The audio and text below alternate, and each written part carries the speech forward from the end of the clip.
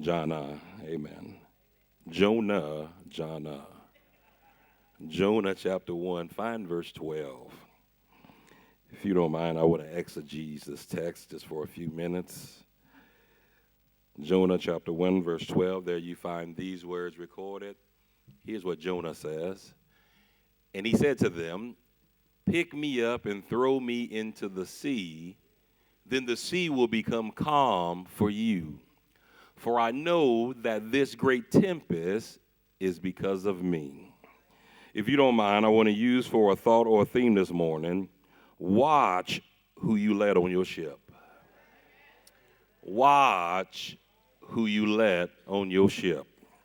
Somebody should have shouted right there. Somewhere along our misteachings, somebody taught us the fallacy that we ought to let everybody on our ship.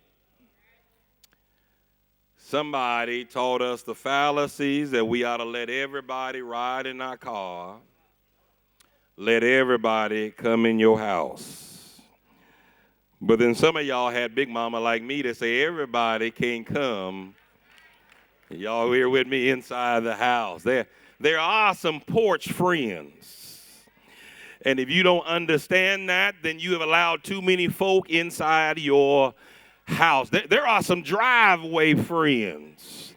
Is there anybody that been in the city know that there are some folk that you tell them to drive in and you go talk to them while they are yet in their car, because you know if they get outside their car, they ain't going to bring nothing but hell and confusion. Say amen, somebody. And the problem we have is that we let everybody come into the house. In fact, most of our doors are revolving doors. They just keep going round and round. But let me help you out. In some of those cases, you are inviting the devil in. Oh, some of y'all can't say amen. Why? Some of y'all living with the devil right now. Preach, Terrell, Davis. Some of y'all living with him right now. You can't say amen because you go home and you ain't got no peace.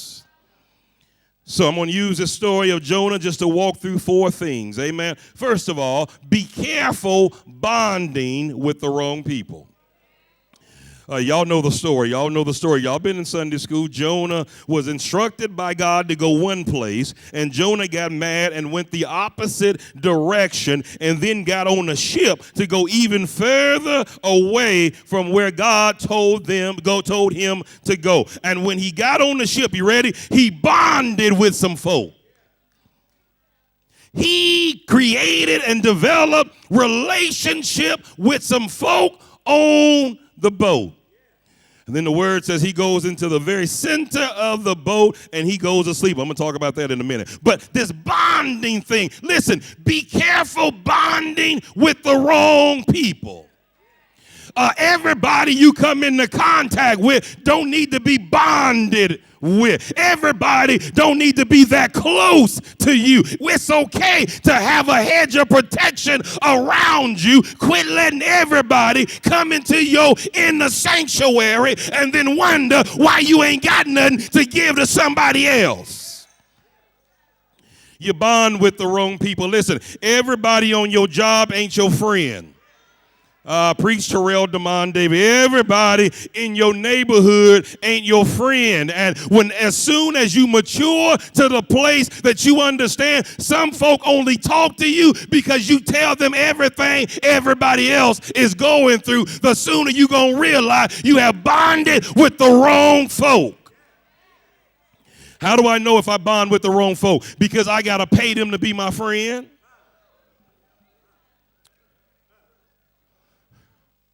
Hey, y'all want to talk now, boy? Y'all want to say amen? I got to lure them to spend time with me. You always cooking so that you ain't got to eat alone.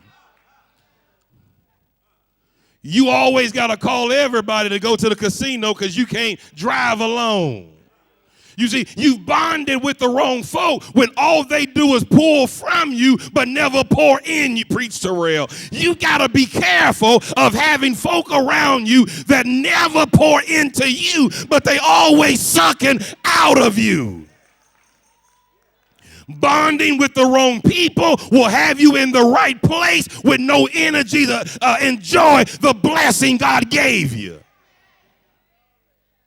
Amen, amen. And some folk bond with you because your name is better than theirs. Huh? Some folk love to say, you know my friend Anderson. Because their name don't carry no weight. They love to say, you know my friend Selman. They love to drop names. Why? Because they bonded with you and you don't understand. They are taking from you. They're not giving to you. Listen, every friendship ought to be mutually beneficial. Ooh. Every friend. Now, you ought to go home and start evaluating all of your friendships and find out, is there mutuality in there? Are we giving as much as we're receiving? And the answer is no. You have bonded with the wrong folk. Some of y'all mad now.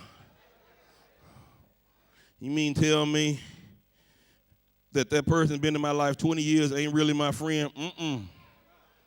In fact, you want to know why everybody know your business? Him, her, them. Because they've been around just to get enough information to run down the street to tell your business. Big Mama said it this way: any dog that bring a bone, take a bone. And you've been bonding with the wrong people instead of understanding you can stand by yourself and be all right. If you have not learned this, let me help you out. Learn how to go to lunch by yourself.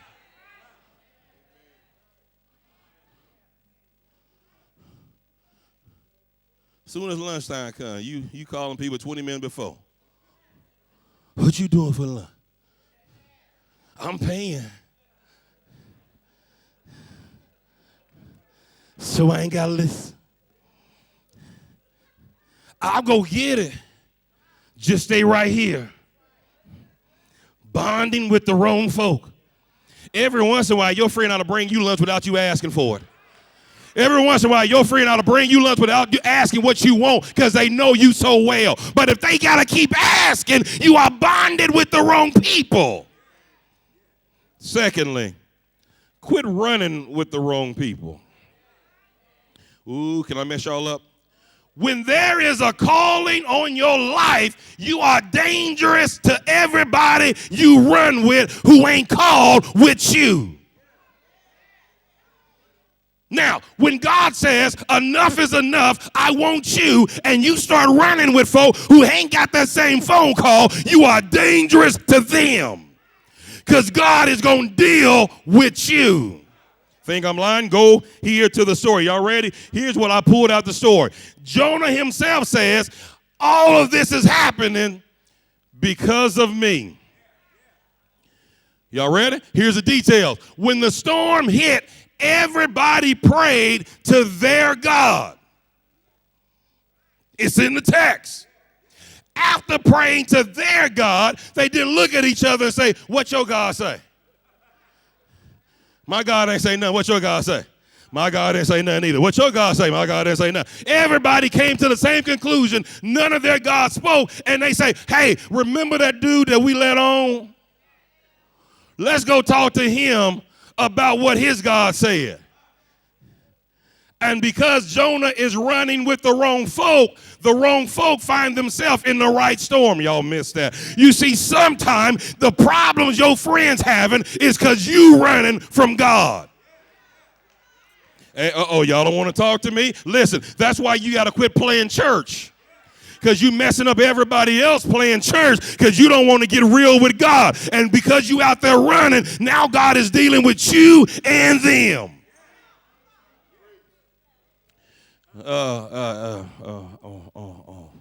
Once I had that conversation with God and God says, it's time, I better find some other folk running from God if I really want to have some peace.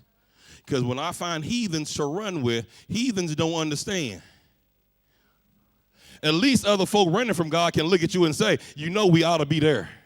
Y'all don't want to be real with me. Where my real folk at that you ran with the right people, but it was the wrong time, and both of y'all looking up there, drinking your drink, smoking your smoke, and saying the same thing. You hear God talking? You see, God does not stop talking to you because you decide to run from him. God said, I am patient, I am calm, I will wait this thing out because sooner or later it's going to be me or you, and I want you to accept me. So you got to quit running with the wrong people. Listen, if people tell you to get mad at God, you're running with the wrong folk. Hey, listen, I was called 12 years old into the ministry, did not acknowledge my call, and boy, I was running with some folk who knew God like I knew God, but they wasn't where they were supposed to be either, and every conversation kept coming back to where we were supposed to be with him.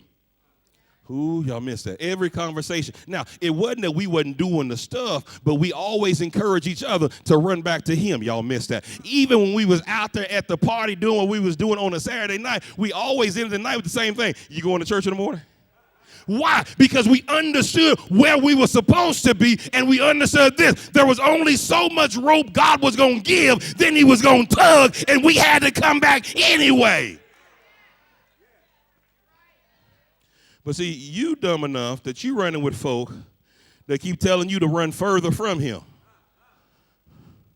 You need some folk around you that tell you, look, you know you better than this. Y'all still here? Hopefully you know how to tell somebody that they're better than this. Thirdly, stop bonding with God, with the wrong people. Stop running with the wrong people. You ready? Stop sleeping with the wrong people. It's in the text. I don't know if y'all saw this. Jonah goes into the center of the ship, you ready, and goes to sleep. But he ain't sleeping by himself. See, y'all thought it was the wrong way. He ain't sleeping by himself. How do I know this? Because it says the captain went and woke him up, which gives me the detail. The captain knew where he was sleeping at. And some of y'all keep sleeping with the wrong folk, not understanding. Everybody can't know when you're tired. Because some folk won't cover you. They'll sleep with, y'all missed that. They'll sleep with you and mess up your blessing. You got to understand, everybody can't know when you're weak because somebody will prey on you. So you mean tell me, Davis, I can sleep with the right people? I'm glad you said that. There are some folk you sleep with that ain't wrong. It's just the wrong timing. Well, y'all quiet. Are y'all taking notes? See, before you sleep with somebody, you ought to ask them some simple questions. First of all, you ought to ask them, are you saved? Because if I'm sleeping with you and you ain't saved, we're going to have a messed up conversation in the morning. Because you do realize there will be morning that will show up eventually, and I need to know where you at. Because if I'm sleeping and you sleeping, but you putting a hex on me, I slept with the wrong person. And some of y'all been sleeping with some folk that then put some hexes on you, then put some voodoo and hoodoo on you, and then you wake up in the morning crazy as can be because you slept with the wrong person. That's why you can't go to the club to find your man. Stop looking for your woman at the party. Everybody look good in the dark. Everybody. And they look better in the dark with some liquor in you. But sooner or later, you're going to sober up. And the light's going to come up. And some of y'all done woke up next to Chewbacca. And Chewbacca wasn't speaking in tongues.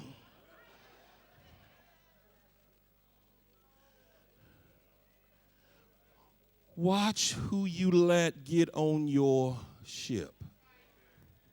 There are some folk that come in your life just for a little while. Stop trying to make permanent decisions for little while folk. Some folk supposed to come in your life to cover you. Stop falling out with them because you've lost your covering. Y'all missed that. Y'all missed. This is why I keep trying to tell y'all, stop falling out with folk because God has divine plan for folk. And you falling out with somebody that's supposed to be your intercessor and you falling out over foolishness. Now you done cussed out your intercessor and that's who you really need.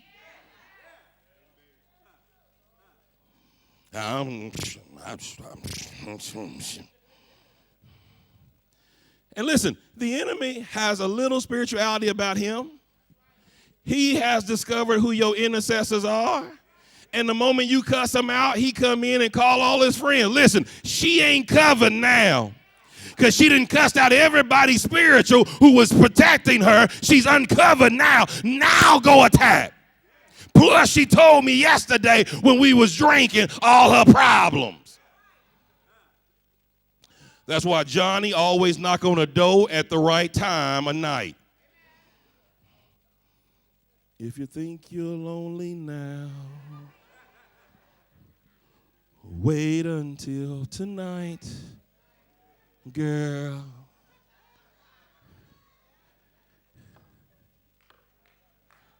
Who is it? It's Johnny, baby. I was just driving by, saw the light on. You mind if I come in and have a little coffee? Johnny, I don't usually let people in my house at nighttime, but come on. Now y'all drinking coffee at 11 o'clock at night. Now Johnny say, I'm a little tired. You mind if I just stay over? You can stay over. I mean, this couch is lumpy. You mind if I get in the bed with you? You can get in the bed with me, but you got to sleep on top of the sheet. I'm going to sleep underneath the sheet. All right, baby. 2 o'clock in the morning, that arm go over. Ain't nobody had an arm on me for a long time. He on top of the sheet, I'm underneath the sheet. Let me just scoot back a little bit. Next thing you know, that thigh go over. I ain't felt this secure in a long time. Johnny say them words. Ain't nobody gonna know but me and you. Well, Johnny, let me just tell you what's been going on. I gave that man 5 years of my life, and he didn't do me right. He left. I was liking to do that work. He don't like me. I go to church, but nobody want to talk to me at church. You seem to come at the right time, Johnny. Baby, I knew it was the right time. Because you let Johnny in your ship. Johnny now about to be in your other places. And now you done told Johnny all your secrets, not knowing Johnny is a secret agent for the enemy who just want to hear all your problems so he know what other demons are sending your way. Now when Johnny get up in the morning, now alcohol call you at 3 o'clock to say you need to go and have a drink to get over what you did with Johnny last night, because you know you don't feel good about yourself. But if you drink a little bit, you ain't got to worry about Johnny. Now you getting drunk with another demon at your table who ain't there, but he there. And now you drinking, talking to that demon about Johnny. And the enemy still said, just give me more intel. That's why you've got to learn how to go into your secret closet where the devil can't go in, and learn how to tell God all about your problem and quit telling everybody else all your business. Sleeping with the wrong folk. Y'all still here? Some of y'all can't say amen because Johnny called last night. Reverend, how did you know that whole dialogue? I might have been Johnny a couple times in my life. I might not have been.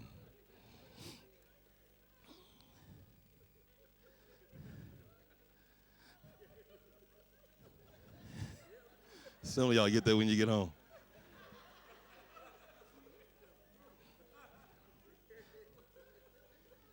You have to watch who you let on your ship.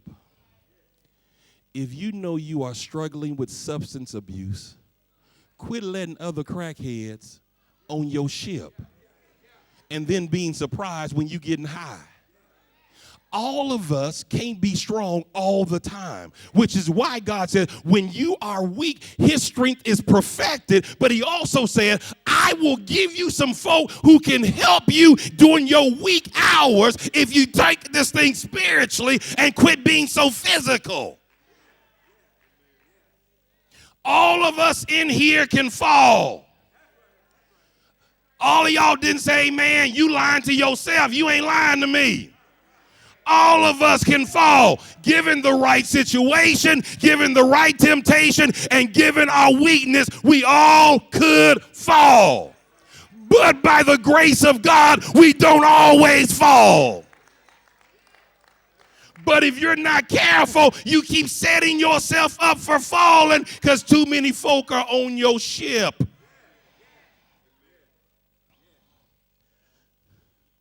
So Jonah has this unique conversation, starting at verse 12, carrying through. I don't know if y'all read this, but read it later on tonight.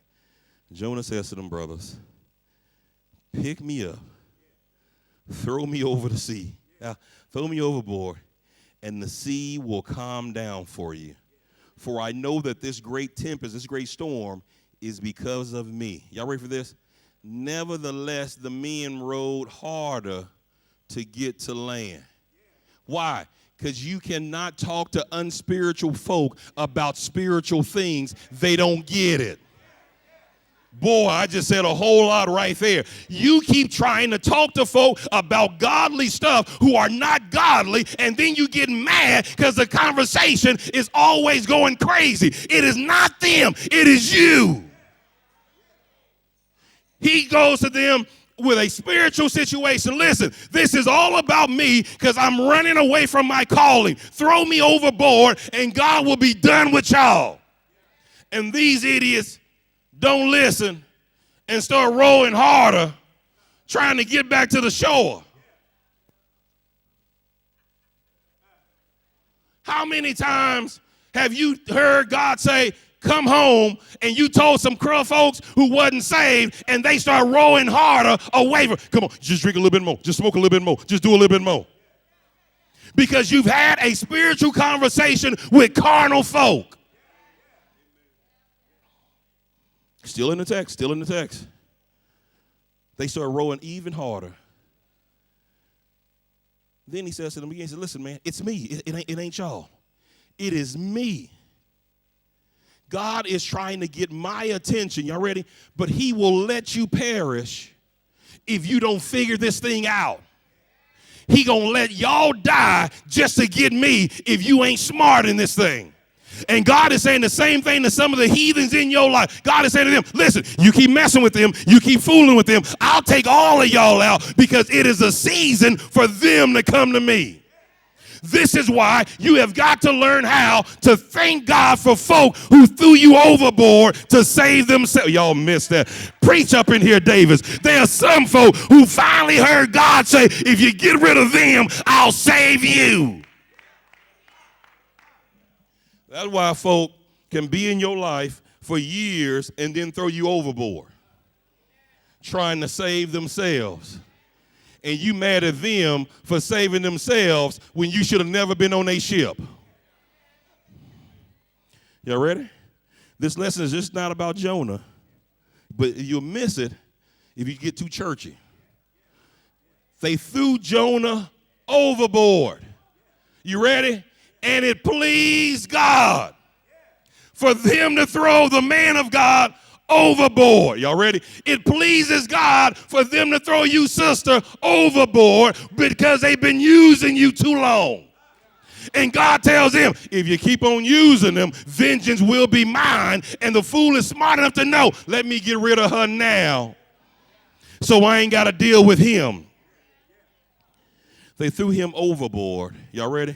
It pleased God, and the storm ceased. And because they seen the miracle of God, they get saved. Y'all missed it. Y'all missed that. See, when you look back over your life, there's some folk who did you wrong, but they got saved in the process because there was a blessing on your life. And even though they did you wrong, God didn't take his favor from you. And because God didn't take the favor from you, they saw God through it. That's why you got to quit wishing folk die.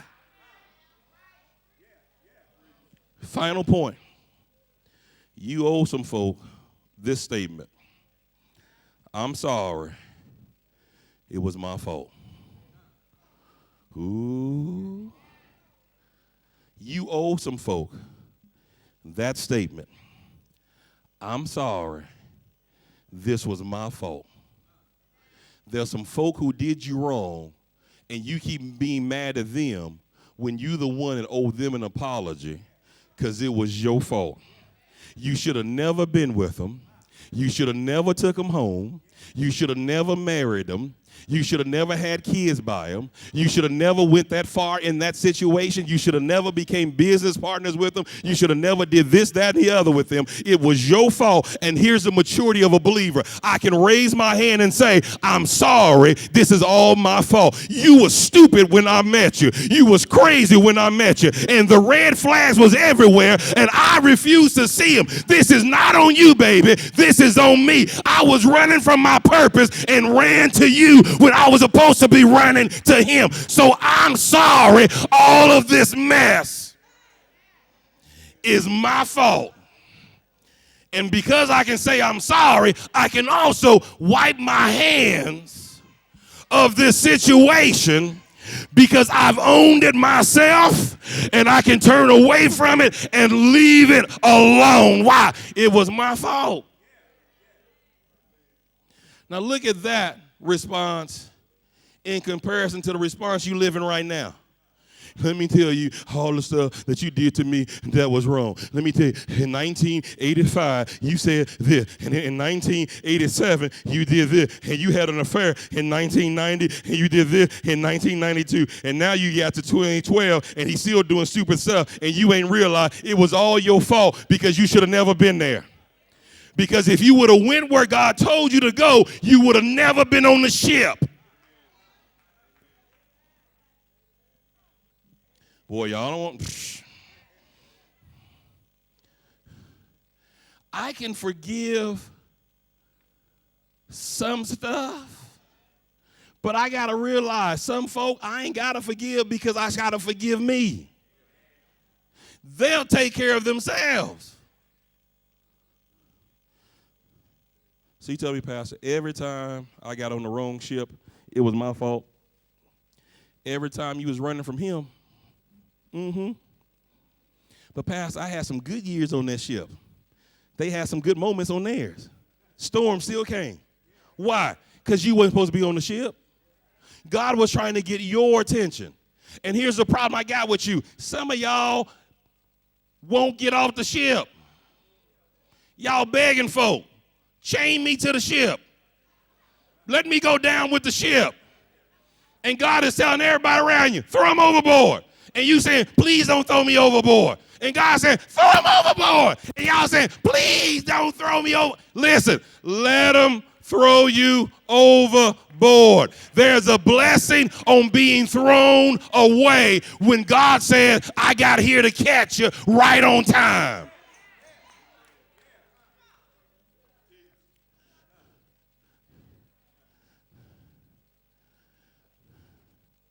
Y'all notice Jonah didn't cuss him out. It's in the text. He didn't cuss him out. Y'all notice Jonah didn't say, I can't believe y'all did this to me. And let me help y'all out. Anybody in your life that ain't bringing you peace, go home today and tell them, throw you overboard. I guarantee if you say it and God has told them throw you overboard, it will be confirmation for them to throw you overboard. But quit begging folk to keep you on the ship you wasn't supposed to be on. You got the kids. Amen. Be thrown overboard with your kids. God will take care of you. Boy, I wish I had some real folk out there that know sometimes it's better to leave a bad situation with 2 kids in your hand and 1 kid on your leg than to stay in the hell you've been putting everybody through. God said, I will take care of you. You got to get to a place that you realize this chaos that you've been living in, it ain't normal and it ain't of God. And I'd rather be by myself than live in chaos. God, take care of me.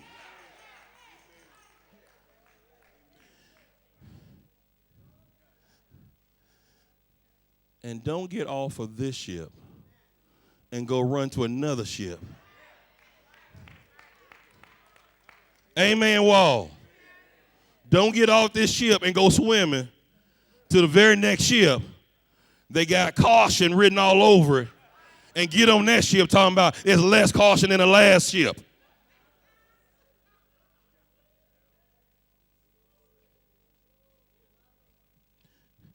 It never said that the shipmen did anything wrong. The mariners they didn't do anything wrong. It was the believer who caused all of this to happen. How many folk do you have living in chaos because you ain't supposed to be there? I know we didn't hear all the love songs that the right woman can make a house and the right man can make a house. That's just love songs. They written to make money. They not in here. If you were running from God, everybody around you are in trouble. When you're running away from your purpose, everybody around you is in trouble. You got to get to a place that you realize that God is so awesome. And the thing that God has for you to do is so unique unto you that you got to learn how to say, Lord, here am I, send me. I look back over my life and I thank God that God has some crazy folk in my life who were sensitive to him, that they kept reminding me I wasn't supposed to be at that place. I wasn't supposed to be at that party. I wasn't supposed to be at that house. I wasn't supposed to be in that situation. Man, there's something about you that's different. And I thank God that he kept talking to them crazy folk. And some of them were blessed because they were sensitive enough to God to watch over the church boy that wasn't supposed to be there. But for those of folks who try to entertain me when I wasn't supposed to be entertained, I messed that situation up. I caused the chaos. I caused the storm. And as much as I'm preaching to you, I also got to preach to myself. We got to get to a place that we quit blaming everybody else for all the storms that's been in our life. Am I saying that they didn't do wrong? No, they did wrong. Some folk did some damnable things to us, but it was still my fault. Because the Spirit was telling me, leave that situation alone. Spirit was telling me, stop. You've invested enough. You've done enough. Leave it alone. The Spirit was telling me, let it go. But my flesh, amen, Walls, this bodysuit that we put on every day, that like to have somebody love on us, even when they hit us upside the head. Preach real. This flesh that like, people talking bad to us and negative to us, but at least somebody talking to us. This gets in the way with this, which is why I got to bring this under submission to him. Amen. Amen. And so this morning, if you are on a ship that you shouldn't be on, we want to pray with you this morning. Amen. We don't want to judge you because all of us have been on a ship. Amen. Wave at me if you've been on a ship before that you know you shouldn't have been in. Amen. And so some of us can pray with you and say, listen, if you let them throw you overboard, God will take care of you. My purpose. Some of us can testify there is a fish waiting to swallow you up to get you to the shore. May not be how you want it to get to the shore, but won't God get you to the right place? Even with tears in your eyes, won't he get you to the right place? Now, see, this ain't church here. This is all ministry. We can be real with each other. Have you not been thrown overboard only to be in an ugly situation that got you in the right place to be with God? In fact, he will fast forward your purpose if you let him throw you overboard. So I'm going to ask my deacons just to stand up and be up here and listen. If you want to, you don't tell them what you're going through. They just going to pray that you get thrown overboard. They're going to pray that you get delivered from your ship.